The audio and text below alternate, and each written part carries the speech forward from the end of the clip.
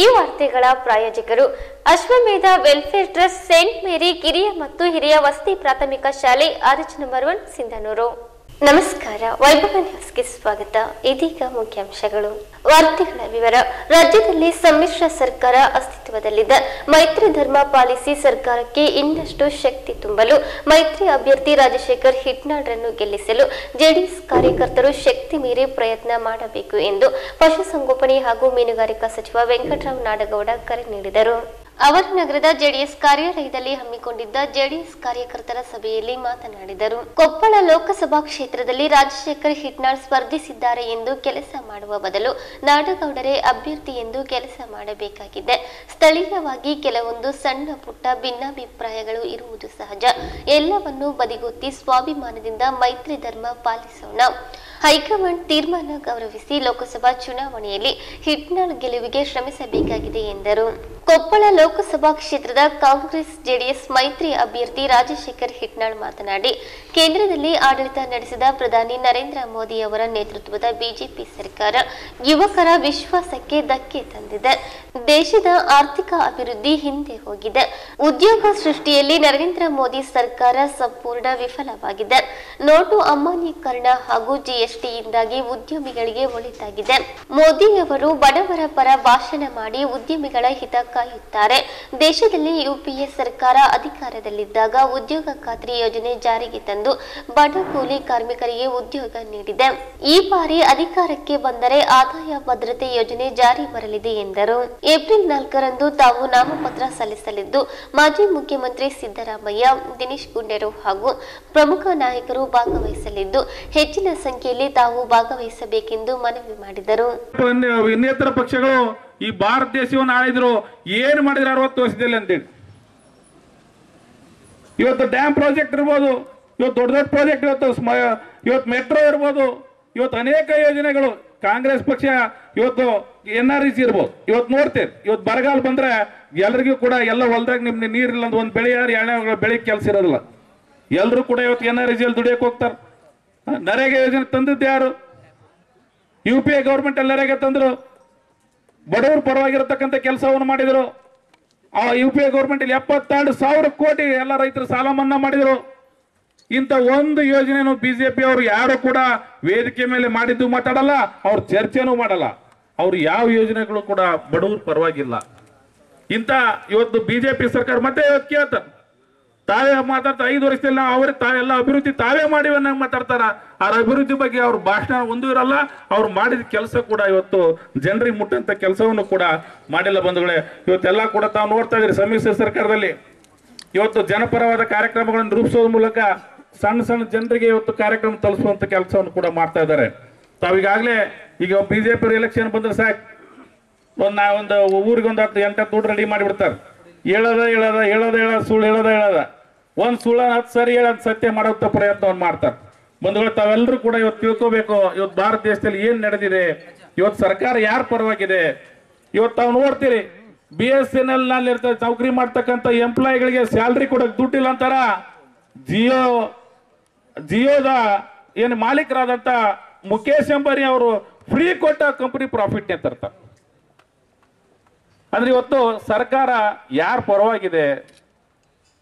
ಇವತ್ತು ನಮ್ಮ ದೇಶದಲ್ಲಿ ಕೆಲವಿಷ್ಟು ಜನ ಮಾತ್ರ ವಾಣಿಜ್ಯೋದ್ಯಮಿಗಳಿರೋದು. ಅವರಿಂದ ಭಾರತ ದೇಶ ಆಗುತ್ತಾ? ಭಾಳ ಅಂದ್ರೆ ಒಂದು 50,000 ಇರ್ಬೋದು.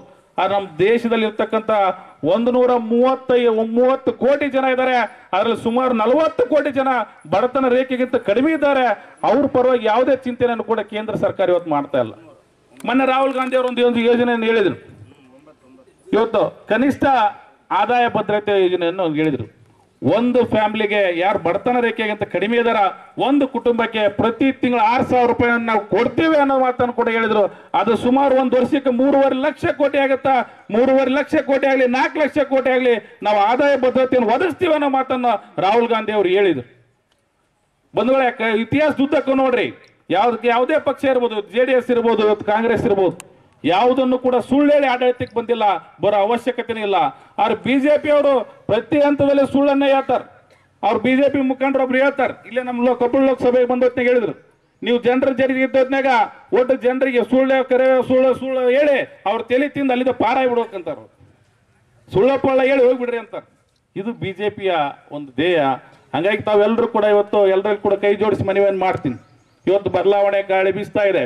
BJPಯವರು ಸುಳ್ಳು ಇವತ್ತು 5 ಪಂಚರಾಜ್ಯಗಳಲ್ಲಿ ನಡೆದಂಥ ಚುನಾವಣೆಯಲ್ಲಿ BJPಗೆ ಕಾಂಗ್ರೆಸ್ಗೆ 3 ರಾಜ್ಯಗಳ ಸ್ಪಷ್ಟ ಬಹುಮತವನ್ನು ಕೊಡೋದ್ರ ಮೂಲಕ ಅವರು ಸುಳ್ಳಿಗೆ ತಕ್ಕ ಉತ್ತರವನ್ನು ಈಗಾಗಲೇ ಜನ ಕೊಟ್ಟಿದ್ದಾರೆ. ದೇಶದ ಜನತೆ ಇವತ್ತು ಬದಲಾವಣೆಯನ್ನು ಬಯಸ್ತಾ ಇದ್ದಾರೆ. ಬಂಧುಗಳೇ, ತಾವು ಕೂಡ ತಮ್ಮಲ್ಲಿ ಕೂಡ ಕೈ ಜೋಡಿಸಿ ಮನವಿಯನ್ನು ಮಾಡ್ತೀನಿ. ತಾವು ಕೂಡ ಇವತ್ತೇನು ಕಾಂಗ್ರೆಸ್ ಮತ್ತು JDS ಮೈತ್ರಿ ಪಕ್ಷದ ಅಭ್ಯರ್ಥಿಯಾಗಿರ್ತಂತ ನನಗೆ ತಾವು ಬೆಂಬಲಿಸೋದ್ರ ಮೂಲಕ ನನ್ನನ್ನು ಮತ್ತು ರಾಹುಲ್ ಗಾಂಧಿ ಅವ್ರನ್ನ ಮತ್ತು ಮುಖ್ಯಮಂತ್ರಿ ಕುಮಾರಸ್ವಾಮಿ ಅವ್ರನ್ನ ತಾವು ಬೆಂಬಲಿಸಬೇಕಂತೇಳಿ ಕೈ ಜೋಡಿಸಿ ಮತವನ್ನು ಮಾಡಿ ಮತ್ತೊಮ್ಮೆ ತಾವೆಲ್ಲರೂ ಕೂಡ ಮತವನ್ನು ಕಾಂಗ್ರೆಸ್ ಪಕ್ಷಕ್ಕೆ ಗುರುತಿಗೆ ಹಾಕ್ಸೋದ್ರ ಮೂಲಕ ತಾವು ಆಶೀರ್ವಾದ ಮಾಡ್ಬೇಕಂತೇಳಿ ವಿನಂತಿಯನ್ನು ಮಾಡ್ಕೊಂತೀನಿ. ಕಾರ್ಯಕ್ರಮಕ್ಕೆ ಬಂದು ಸತತವಾಗಿ ನಿಮ್ಮ ಜೊತೆಯಲ್ಲಿ ನಾವು ಜಂಟಿ ಪ್ರಚಾರವನ್ನು ದೊಡ್ಡ ಲೀಡರ್ಸ್ ಒಂದು ಹಂತದಲ್ಲಿ ಮಾಡಿದ್ರೆ, ನಾವು ಮತ್ತು ಬಹುಶಃ ಪಂಪನಗೌಡರು ಎಲ್ಲ ಸೇರಿಕೊಂಡು ಜಂಟಿ ಸಭೆಯನ್ನು ಮಾಡಿ ರೂಟ್ಗಳನ್ನು, ದೊಡ್ಡ ಬಸವರಾಜ್ ಇರ್ಬೋದು, ಪಂಪನಗೌಡರು ಇರ್ಬೋದು, ನಾವೆಲ್ಲ ಸೇರಿ ನಾವು ಸಹ ರೂಟ್ಗಳನ್ನು ಹಾಕ್ಕೊಂಡು ಪ್ರಚಾರವನ್ನು ಮಾಡಿ ಮತಯಾಚನೆ ಮಾಡಿ ತಾವೆಲ್ಲರೂ ಸಹ ಯಾವುದೇ ಕಾರಣಕ್ಕೂ ಸಹ ಇಟ್ನಾಳನ್ನು ಗೆಲ್ಲಿಸೋದಕ್ಕೆ ಸಂಪೂರ್ಣ ಬೆಂಬಲವನ್ನು ನೀವೆಲ್ಲ ಕೊಡಬೇಕಾಗ್ತದೆ. ನನಗೆ ಗೊತ್ತಿದೆ BJPಯವರು ಏನು ಮಾಡ್ತಾ ಇದ್ದಾರೆ. ಚಿಕ್ಕ ಮಕ್ಕಳನ್ನ 18, 20 ವರ್ಷ 25 ವರ್ಷದ ಹುಡುಗರು ಕರೆದು, ಬಹುಶಃ ಹಿಂದೂಗಳನ್ನೇ ಕರೆದು ಅವರಿಗೆ ಹಿಂದೂ ಮತ್ತು ಮುಸಲ್ಮಾನರ ಆ ವಿಷಬೀಜವನ್ನು ಬಿತ್ತೋದು ಬಿಟ್ಟರೆ ಬೇರೆ ಏನು ಗೊತ್ತಿಲ್ಲ ಅವ್ರಿಗೆ. 1989ರಲ್ಲಿ ನಾನು ಮುಂಬೈಯಲ್ಲಿದ್ದಾಗ ಒಂದು ಶಿವಸೇನಾ ಮತ್ತು ಮುಸಲ್ಮಾನರ ನಡುವೆ ಒಂದು ಗಲಾಟೆ ಆಯಿತು. ಭಾಳಷ್ಟು ಮುಸಲ್ಮಾನರನ್ನು ಕೊಂದು ಅವತ್ತು ಗಟ್ರಗಳಿಗೆ ಹಾಕಿದ್ರು, ಘಾಟ್ಕೋಪರ್ ಅನ್ನುವಂಥ ಒಂದು ಏರಿಯಾದಲ್ಲಿ. ಸಾಯಂಕಾಲ ನಾನು ಹಾಕಿ ಆಡೋದಕ್ಕೆ ಮೈದಾನಕ್ಕೆ ಹೋಗ್ತಾ ಇದ್ದೆ. ಅವತ್ತು ನನಗೂ ಗಡ್ಡ ಇದೆ. ಎದುರುಗಡೆ ಟೋನಿ ಬಾಟನ್ ಅಂತ ಒಬ್ಬ ಕ್ರಿಶ್ಚಿಯನ್ ಬಂದ್ಬಿಟ್ಟು ಎಲ್ಲಿಗೆ ಹೋಗ್ತಾ ಇದೆ ಅಂತ ಕೇಳ್ದ. ನಾನು ಆಟ ಆಡಕ್ಕೆ ಹೋಗ್ತಾ ಇದ್ದೀನಿ ಮೈದಾನಕ್ಕೆ ಅಂದ. ಬೆಟರ್ ಬಿ ಕೇರ್ಫುಲ್ ಅಂದೆ. ಯಾಕೆ ಅಂದೆ. ಗಡ್ಡ ಇದಲ್ಲ, ನಾನು ಈಗ ತಪ್ಪಿಸ್ಕೊಂಬಂದೆ ಮೊಹಮ್ಮದ್ ಅಲಿ ರೋಡಲ್ಲಿ ಅಂದ. ಅಲ್ಲ, ಮೊಹಮ್ಮದ್ ಅಲಿ ರೋಡ್ ಯಾವುದೋ ಒಂದು ರೋಡಲ್ಲಿ ತಪ್ಪಿಸ್ಕೊಂಬಂದೆ. ಈಗ ಮುಸಲ್ಮಾನೇ ಮಾರೋ ಅಂತೇಳಿ ಹಿಂಗೆ ಚಾಕು ಎತ್ತಿದ್ರು. ದೈವಕ್ಕೆ ನನ್ನ ಕೊರಳಲ್ಲಿ ಕ್ರಾಸ್ ಇತ್ತು, ಕ್ರೈಸ್ತ ಧರ್ಮದ ಕ್ರಾಸು. ಈ ಕ್ರಾಸೇ ನಾನು ಉಳಿಸಿದಪ್ಪ, ನಿನಗೆ ಯಾವ ಕ್ರಾಸ್ ಇಲ್ಲ, ಹುಷಾರಿರು ಅಂದ.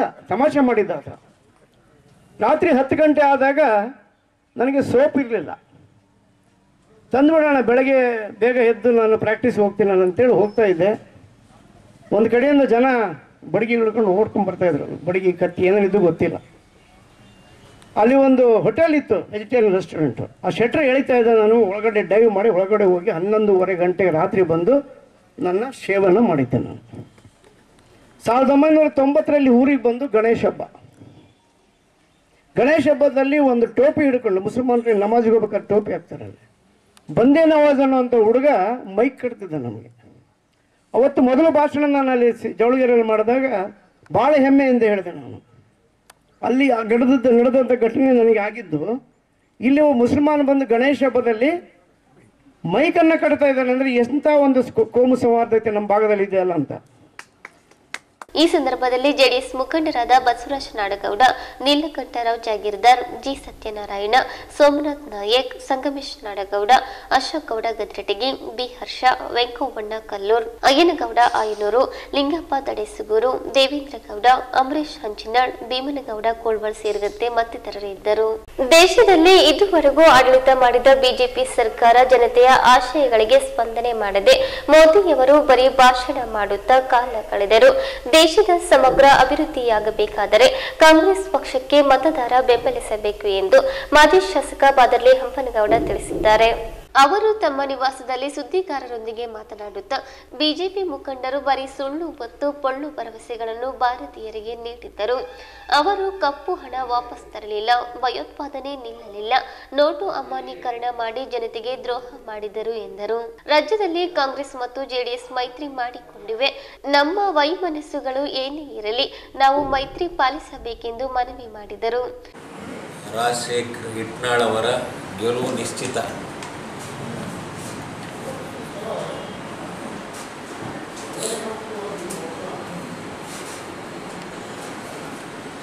ದೇಶದಲ್ಲಿ 2019 ಲೋಕಸಭಾ ಚುನಾವಣೆ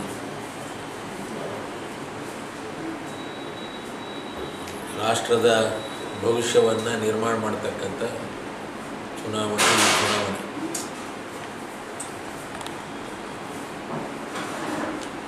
ಮತದಾರರು ಮತ ಚಲಾವಣೆ ಮಾಡೋಕ್ಕಿಂತ ಪೂರ್ವದಲ್ಲಿ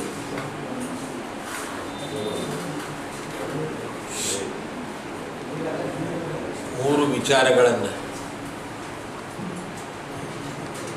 ಸ್ವತಂತ್ರ ಆಗೋದಕ್ಕಿಂತ ಪೂರ್ವದಲ್ಲಿ ದೇಶದ ಪರಿಸ್ಥಿತಿ ಸ್ಥಿತಿಗತಿ ಬಗ್ಗೆ ಹೇಗಿತ್ತು,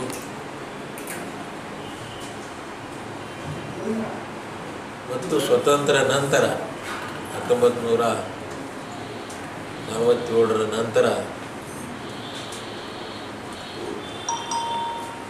ದೇಶದ ಪರಿಸ್ಥಿತಿಯ ಬಗ್ಗೆ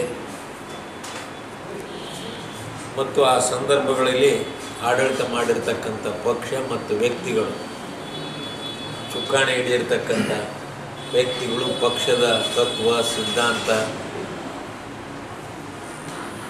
ಯೋಜನೆಗಳು, ಬಡವರ, ಯುವಕರ, ಮಹಿಳೆಯರ, ಕಾರ್ಮಿಕರ, ಪಟ್ಟಣ ಮತ್ತು ಗ್ರಾಮೀಣ ಅಭಿವೃದ್ಧಿ ಬಗ್ಗೆ ಯಾವ ಸಂದರ್ಭದಲ್ಲಿ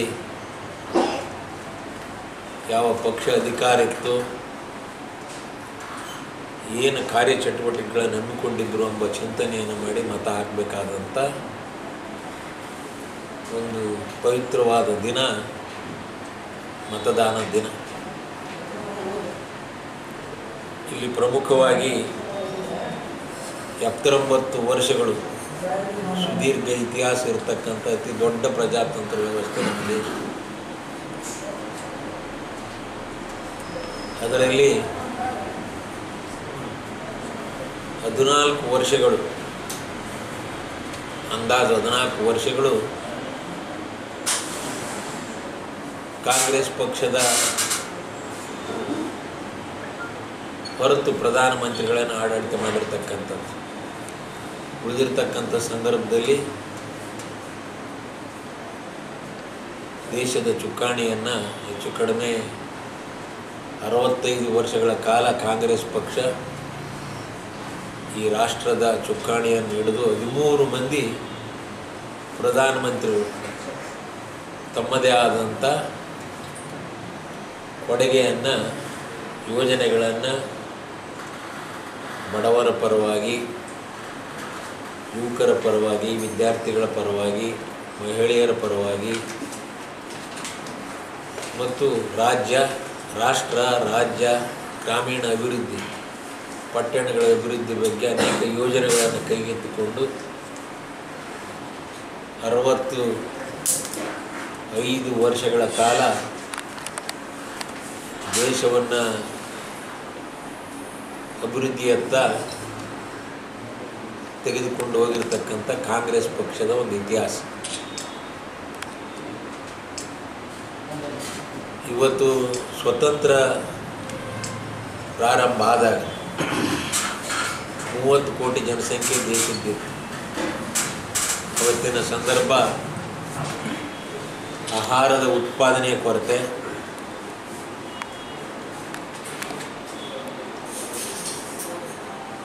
ಕೃಷಿಗೆ ಮಾಡಲು ಭೂಮಿ,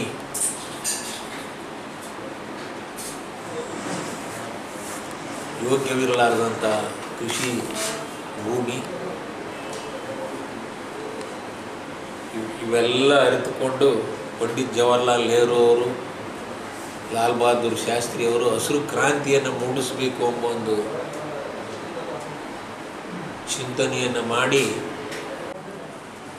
2015-16 ಒಟ್ಟು 1,15,435 ಕಿಲೋಮೀಟರ್ ರಸ್ತೆ ದೇಶದಲ್ಲಿ ಇರೋದು, ನ್ಯಾಷನಲ್ ಹೈವೇ. ಅದರಲ್ಲಿ 84,000 ಕಿಲೋಮೀಟರ್ ರಸ್ತೆ ಕಾಂಗ್ರೆಸ್ ಪಕ್ಷದ ಅವಧಿಯಲ್ಲಿ ಕಾಂಗ್ರೆಸ್ ಸರ್ಕಾರ, ಕಾಂಗ್ರೆಸ್ ಪ್ರಧಾನಮಂತ್ರಿಗಳು ಮಾಡಿರ್ತಕ್ಕಂಥದ್ದು 2013-14 14, 15, 16ರಾಗ ಕೇವಲ 12,000 ಮೋದಿ ಅವರ ಅವಧಿಯಲ್ಲಿ ಮಾಡಿರ್ತಕ್ಕಂಥದ್ದು. ದೇಶದ ರಕ್ಷಣೆಗಾಗಿ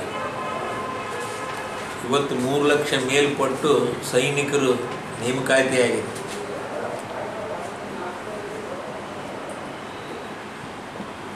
ದೇಶದಲ್ಲಿರ್ತಕ್ಕಂಥ ಸೈನಿಕರ ಸಂಖ್ಯೆ ಕಾಂಗ್ರೆಸ್ ಹೆಚ್ಚಿನ ಭಾಗ ನೇಮಕಾತಿ ಆಗಿರೋದು ಕಾಂಗ್ರೆಸ್ ಸರ್ಕಾರ ಇದ್ದಂಥ ಸಂದರ್ಭದಲ್ಲಿ ಹೆಚ್ಚು ಕಡಿಮೆ 75-80%. ಈ ಸಂದರ್ಭದಲ್ಲಿ ಶೇಖರಪ್ಪ ಗಿನಿವಾರ್, ಬಸವರಾಜ್ ಹಿರೇಗೌಡರ್, ಕಾಶಿ ಮಲ್ಲಿಕ್, ಕರ್ಣನ್, ಜಾಫರ್ ಜಾಗೀರ್ದಾರ್, ಅನಿಲ್ ಸೇರಿದಂತೆ ಮುಂತಾದವರಿದ್ದರು. ನರೇಂದ್ರ ಮೋದಿ ಅವರು 5 ವರ್ಷದಲ್ಲಿ ಜನಸಾಮಾನ್ಯರ ಬದುಕಿಗೆ ಕಂಟಕ ತಂದರು. ಅವರ ಆಡಳಿತ ಅವಧಿಯಲ್ಲಿ ಪೆಟ್ರೋಲ್ ಮತ್ತು ಡೀಸೆಲ್ ಬೆಲೆ ಗಗನಕ್ಕೆ ಏರುವುದರೊಂದಿಗೆ ಬಡವರು ಮತ್ತಷ್ಟು ಬಡವರಾದರು ಎಂದು ಕಾಂಗ್ರೆಸ್ ಶಾಸಕ ಅಮರೇಗೌಡ ಬಯ್ಯಾಪುರ್ ತಿಳಿಸಿದ್ದಾರೆ. ಅವರು ನಗರದ ಅನ್ನದಾನೇಶ್ವರ ಕಲ್ಯಾಣ ಮಂಟಪದಲ್ಲಿ ಕೊಪ್ಪಳ ಲೋಕಸಭಾ ಕಾಂಗ್ರೆಸ್ ಅಭ್ಯರ್ಥಿ ರಾಜಶೇಖರ್ ಹಿಟ್ನಾಳ್ ಅವರ ಪರ ಮತಯಾಚನೆ ಮಾಡಿ ಮಾತನಾಡಿದರು. ಮೋದಿಯವರದ್ದು ಡೋಂಗಿ ರಾಜಕಾರಣ, ನಟನೆಯ ರಾಜಕಾರಣ, ಆದರೆ ರಾಹುಲ್ ಗಾಂಧಿ ಅವರದ್ದು ಪಕ್ಕಾ ನೈಜತೆಯ ರಾಜಕಾರಣ. ಅವರು ಕೈ ಬೀಸಿದರೆ ಲಕ್ಷಾಂತರ ಜನ ಅವರಿಗೆ ಜೈಕಾರ ಹಾಕುತ್ತಾರೆ ಎಂದರು. ಇವತ್ತು ನಾವು 5,000 ಡ್ಯಾಮ್ ಕಟ್ಟಿವಿ, 5,000-6,000 ಕಿಲೋಮೀಟರ್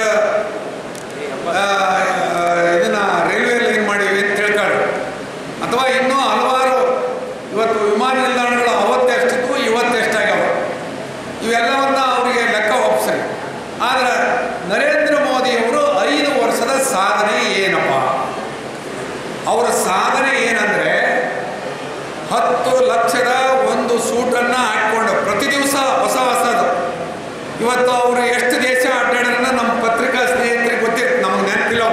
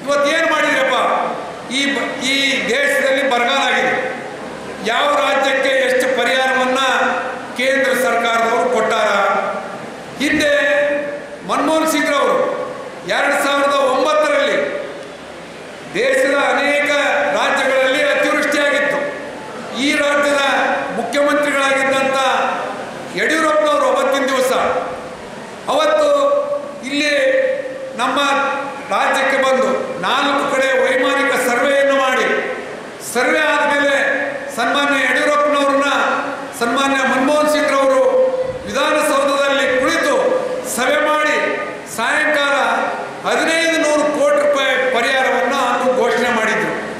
ಇವತ್ತು ನಮ್ಮ ಪರಿಹಾರ ಇರಲಿ, ಇಷ್ಟೊಂದು ಭೀಕರ ಬರಲ್ಲ.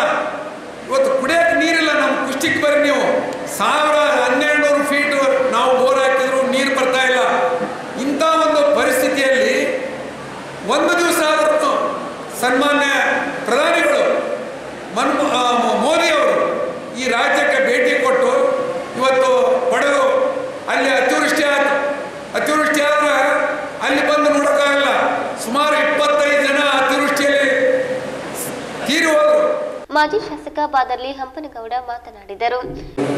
ಸಭೆಯನ್ನ ಕಾಂಗ್ರೆಸ್ಸಿನ ವತಿಯಿಂದ ನಿಯೋಜಿಸಲಾಗಿದೆ.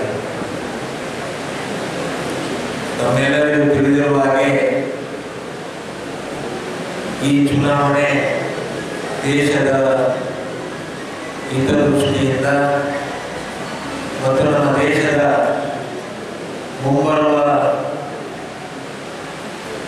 ದಿನಗಳ ದೃಷ್ಟಿಯಿಂದ ಬಹಳ ಮಹತ್ವವಾಗಿರ್ತಕ್ಕಂಥ ಚುನಾವಣೆ. ಈ ಚುನಾವಣೆಗೆ ಈಗಾಗಲೇ ನಮ್ಮ ಕಾಂಗ್ರೆಸ್ ಪಕ್ಷದ ವರಿಷ್ಠರು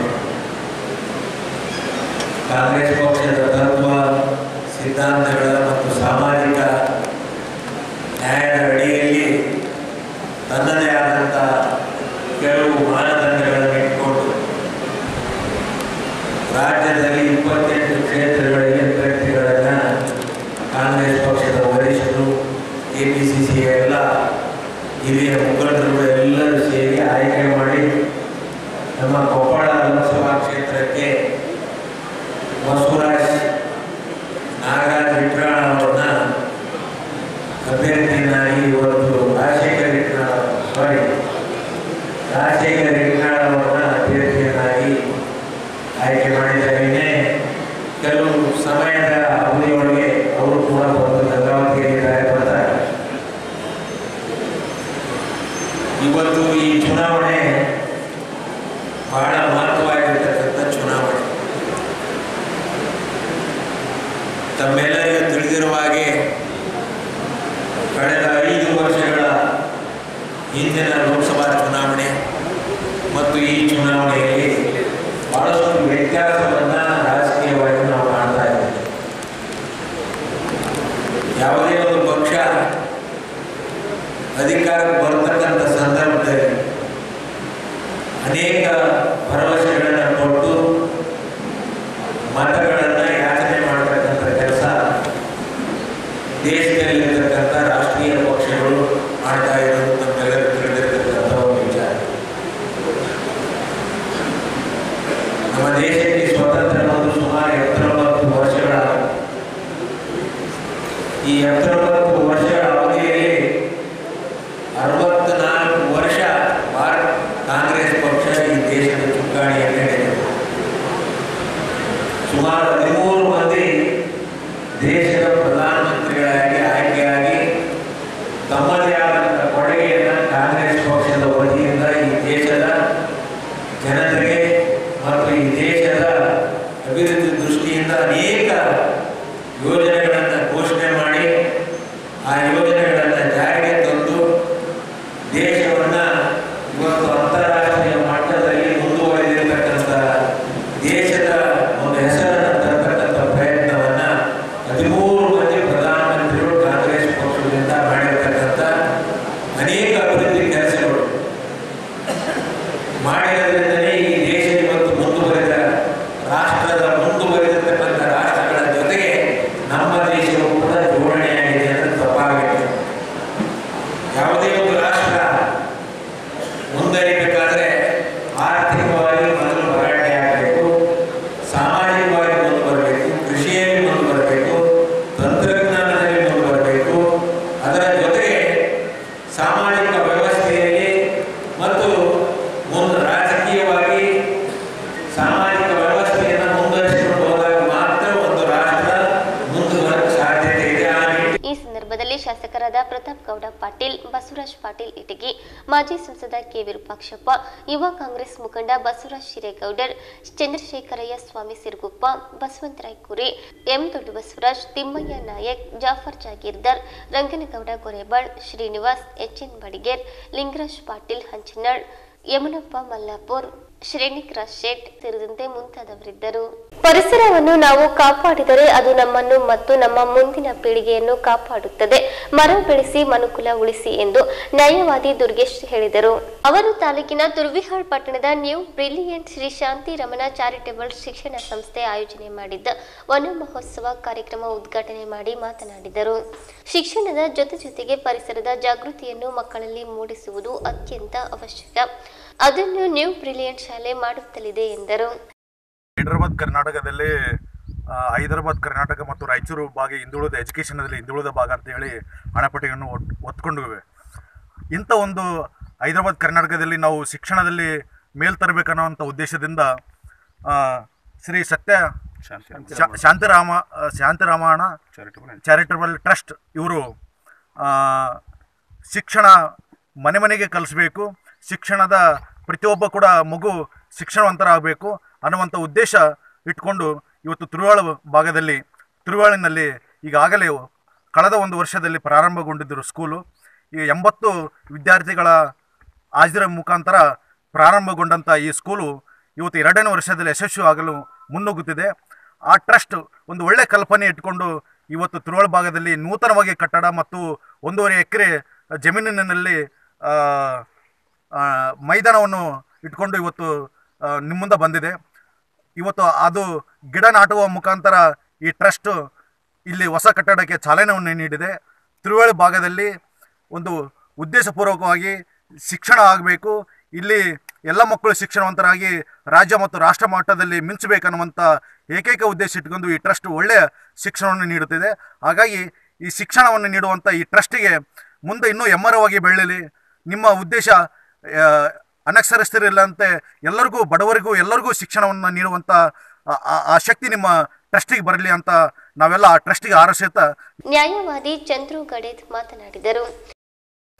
ಇದೇ ಸಿಂಧನೂರು ತಾಲೂಕಿನ ತುರುವ್ಯಾಳ್ ಪಟ್ಟಣದಲ್ಲಿ ವಿನೂತನವಾಗಿ ಶ್ರೀ ವೆಂಕಟರಮಣ ಅವರ ಅಧ್ಯಕ್ಷತೆಯಲ್ಲಿ ನ್ಯೂ ಬ್ರಿಲಿಯಂಟ್ ಸ್ಕೂಲ್ ವಿನೂತನ ಕಟ್ಟಡ ಪ್ರಾರಂಭೋತ್ಸವ, ಇನ್ನು ಕಟ್ಟಡ ಕಾಮಗಾರಿ ಪ್ರಾರಂಭೋತ್ಸವದ ಜೊತೆಯಲ್ಲಿ ಪರಿಸರವನ್ನು ಕಾಪಾಡುವ ಒಂದು ಸದುದ್ದೇಶದಿಂದ ಶ್ರೀ ವೆಂಕಟರಮಣವರು ಕಟ್ಟಡದ ಪ್ರಾರಂಭದ ಜೊತೆಗೆ ಮತ್ತು ವಿನೂತನವಾಗಿ ಪರಿಸರವನ್ನು ಕಾಪಾಡುವ ದೃಷ್ಟಿಯಿಂದ ಎಲ್ಲ ತಮ್ಮ ಶಾಲೆಯ ಆವರಣದ ಸುತ್ತ ವಿವಿಧ ರೀತಿಯ ಹಾಗೂ ನೆರಳು ನೀಡುವಂಥದ್ದು ಆಗಿರ್ಬೋದು ಅಥವಾ ಇನ್ನಿತರ ಆಕರ್ಷಣೀಯ ಗಿಡಗಳನ್ನು ನೆಡುವುದರ ಮುಖಾಂತರ ಪರಿಸರವನ್ನು ಕಾಪಾಡಿ ಹಾಗೂ ಇದಕ್ಕೆ ಇನ್ನುಳಿದ ಶಾಲೆಗೆ ಹಾಗೂ ಇನ್ನುಳಿದ ಪರಿಸರಕ್ಕೆ ಮಾದರಿಯಾಗಿದ್ದಾರೆ ಅಂತೇಳಿ ಈ ಮೂಲಕ ವೆಂಕಟರಮಣವರಿಗೆ ಧನ್ಯವಾದಗಳನ್ನು ಅರ್ಪಿಸಿ. ಈ ಸಂದರ್ಭದಲ್ಲಿ ನ್ಯೂ ಬ್ರಿಲಿಯಂಟ್ ಶ್ರೀ ಶಾಂತಿ ರಮಣ ಚಾರಿಟೇಬಲ್ ಶಿಕ್ಷಣ ಸಂಸ್ಥೆಯ ಅಧ್ಯಕ್ಷ ವೆಂಕಟರಮಣ ಸತ್ಯರಾಜು, ಸಂಚಾಲಕ ವೆಂಕಟೇಶ್, ಗೋಪಾಲ ಯಾದವ್, ಅಂಬರೀಶ್ ಗುಡೂರು, ಸಂಪಣ್ಣ ಮೇಗೂರು, ರಮೇಶ್ ಹುಲಿಗೇಶ್, ನಿಂಗಪ್ಪ, ಮಾರುತಿ, ಹೊನ್ನೂರ್ ಸಾಬ್, ಅಯ್ಯಪ್ಪ ಇದ್ದರು.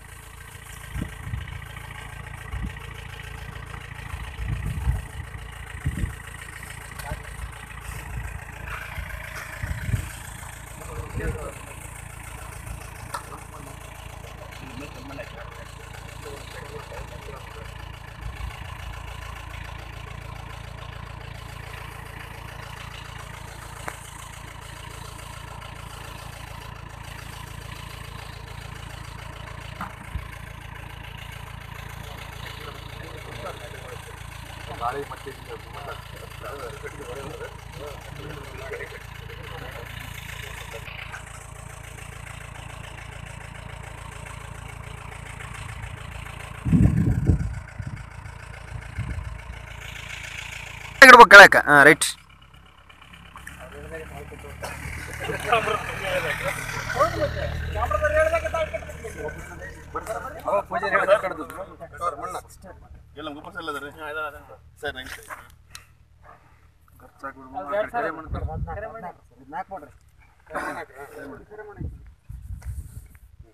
ಪಾನಿ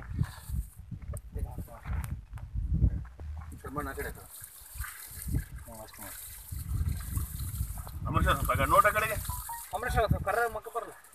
ಬೆಳ್ಳಗ್ ಮಾಡ ತಂಬಿಡು ಬೆವರಿನ ಹನಿ ಆ ಗಿಡದ ಮೇಲೆ. ಇಲ್ಲಿಗೆ ಇಂದಿನ ವಾರ್ತಾ ಪ್ರಸಾರ ಮುಕ್ತಾಯವಾಯಿತು. ನಿರಂತರವಾಗಿ ವೀಕ್ಷಿಸಿ ವೈಭವ ಟಿವಿ. ವಂದನೆಗಳೊಂದಿಗೆ ದೇವಿಕಾ ಚನ್ನಬಸವ.